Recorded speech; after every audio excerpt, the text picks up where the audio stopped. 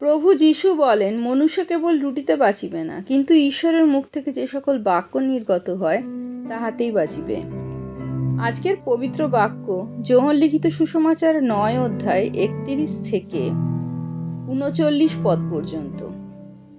আমরা জানি ঈশ্বর পাপীদের কথা শুনেন না, কিন্তু যদি কোনো ব্যক্তি ঈশ্বর ভক্ত হয় আর তাহার ইচ্ছা পালন করে, তিনি তাহারই কথা শুনেন। কখনো শোনা যায় নাই যে কেহ জন্মান্ধের চক্ষু খুলিয়া দিয়াছে। তিনি যদি ঈশ্বর হইতে না আসিতেন, তবে কিছুতেই করিতে পারিতেন না। তাহারা উত্তর করিয়া তাহাকে কহিল, তুই একেবারে পাপেই জন্মিয়াছিস, আর তুই আমাদিগকে শিক্ষা দিতেছিস। পরে তাহারা তাকে বাহির করিয়া দিল। যীশু শুনিলেন যে তাহারা তাহাকে বাহির করিয়া দিয়াছে, আর তিনি তাহার দেখা পাইয়া বলিলেন, তুমি কি ঈশ্বরের পুত্রে বিশ্বাস করিতেছ?